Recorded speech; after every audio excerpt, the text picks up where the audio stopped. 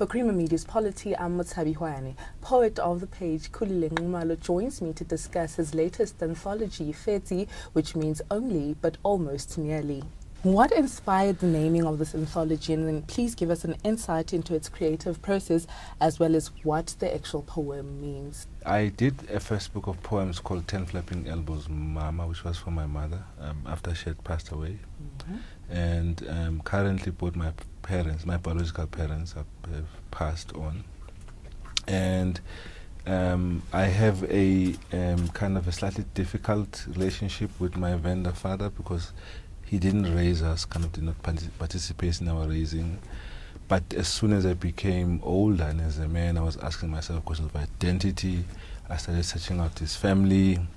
And what began as what I thought would be an angry poem about a black man and angry about a black father wasn't there, turned out to be a very beautiful process because I ended up loving my grandmother and found out stories about how she raised me when I was 1 year old.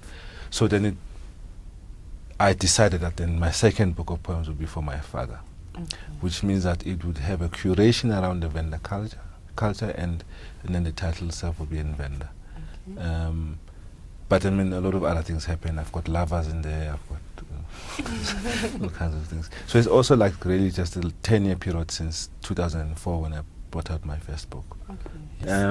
If I might explain what fhedzi, the poem fhedzi is, it's based on the striking of the gong at the millennium clock turning the hour, whereby we were supposed to expect the crash of computers. So it's about this group of people are just walking to go watch the eclipse, and then they come back, they find out that nothing has changed. Change is in the earth, now rusty in its still mumble. People get eyes inside their stomachs or stagnate, stand against the blazing sun, laced upon by rainbow paper skies. Ages turn, people skidding, and I'm 30 years moreover. At the corners of my black eyes, delusions spread out. Many a road just continues to get wider and wider, and bullied by mounting bewilderment, coronals, all of these are mounted. Once I flatly understand, once I stand sulking upon a bandstand, change is in the sailors' tales that we here got bruised by the rocks of our eastern shores that sulk at sailors, and change is in the common pitfalls as moyers that will pass. Nothing would ever be enough. The planet Earth was said to be forever changing. Changes in the digits scroll across the screens at the stock exchanges, and for this I will pester every incumbent president. Thank you so much there. So your poetry is written in indigenous languages, English and even Jamaican patois in some instances. What nuance do you think this adds to how you express your thoughts? There is an element of it which has to do with destabilizing the English language. It's a device I learned from predecessors of mine, Sitlamo Motsapi, Kamau Pratwet from Barbados, LKJ. In a sense, what Rushdie said in the Empire writes back that the English language is going to come back to the empire or to the metropolitan of the empire as a different language. So in Soweto we have a color called cream white, which is like I have a real sense of it. It's like how we imagine an ice cream looking. But if you look at it in the English dictionary, I think it will come most likely as off-white. So it doesn't exist in the dictionary. But for us, it is a real sensory kind of palpable, like, you know, like a word that has got all kinds of elements to it that can be an image in the poem. So it's that element of doing that. But then also it's something sound truer when they come in a different language. Like in the poem Descend My Sunny, translated becomes Digela Litsatilaka, and then there's a part where I talk about a golden woven lake of light. And that's what it comes better in Sesotho. And then you also experiment with the choreo form which you learned from Ndozakhe Shange's play for colored girls. What did you find so intriguing in this form, and how would you say Ndozakhe inspires your work? she is a development, like a developed understanding I got from something that I had started thinking of long time ago. In the first book, I tried to update a form that was created by the Black consciousness poets of the 1970s, Ngwapele Madingwane, Maisha Maponya, generally the guys from the Funda Arts Center. They used to do something that they call Proemdra, which was articulated by Mutubi Mutlaudzi, which is prose, poetry, and drama together. But what they did it more as delivery of orature. Yeah.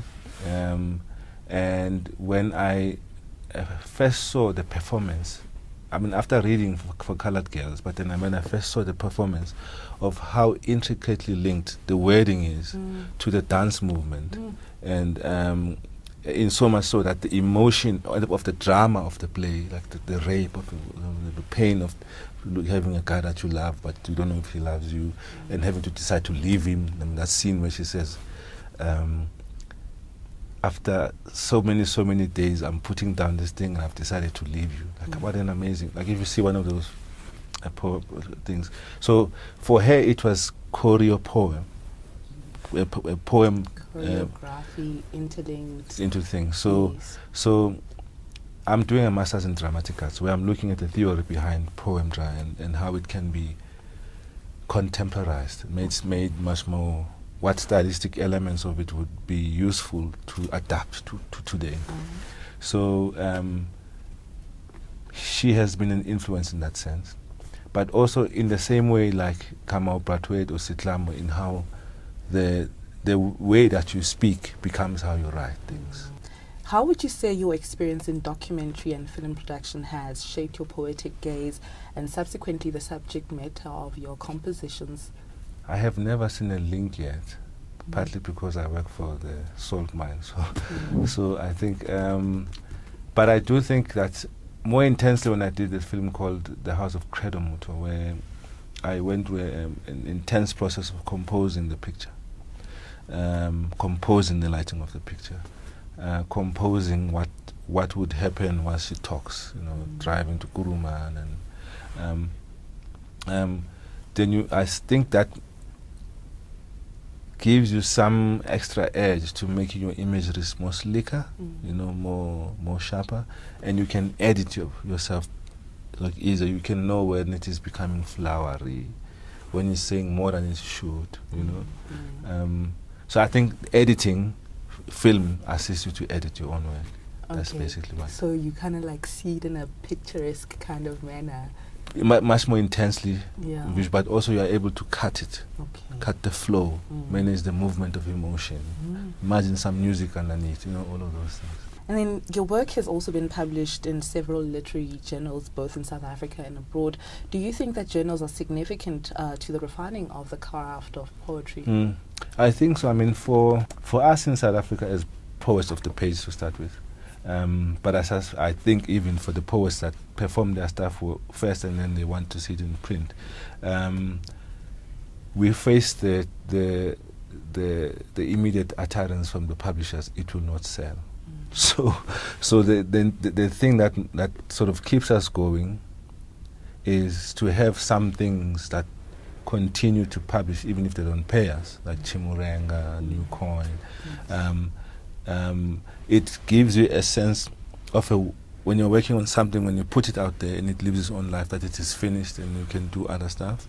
But also it's part of the livelihood of the sense that there is a reading audience, even though there might be 5 of them. But also you can't.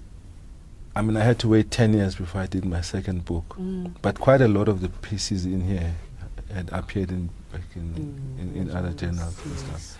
And I don't think if that did not happen, if I would have had this, like okay, now I've got a collection, So it actually spurred that move to actually have it in book form as well. You also get a sense of your contemporaries. You also get a sense of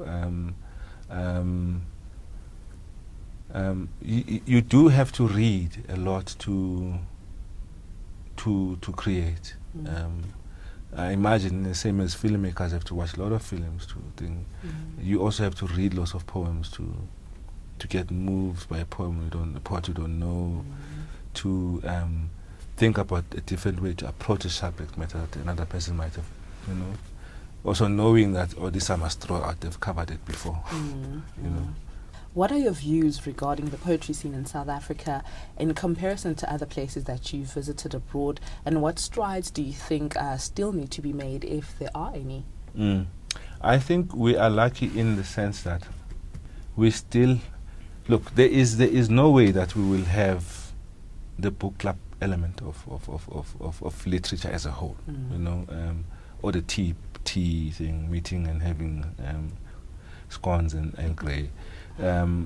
As a culture that perpetuates literature and stuff like that. But we will not have what we had in the past, where we had poets precursoring the political speeches and kind of becoming the curtain raisers before the big rally, before Water comes, Nzaki Dilizo as a thing, and the crowd gets roared like a whole stadium, So we will not have that type of mass appeal anymore, mass impact of poetry. But what we do have, though, which I think it's kind of peculiar to us, is that the various generations that are occurring in the form all at the same time.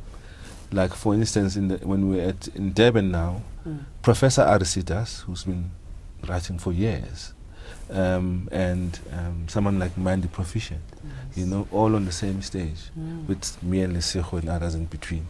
And we're all talking about contemporary South Africa. We're all talking.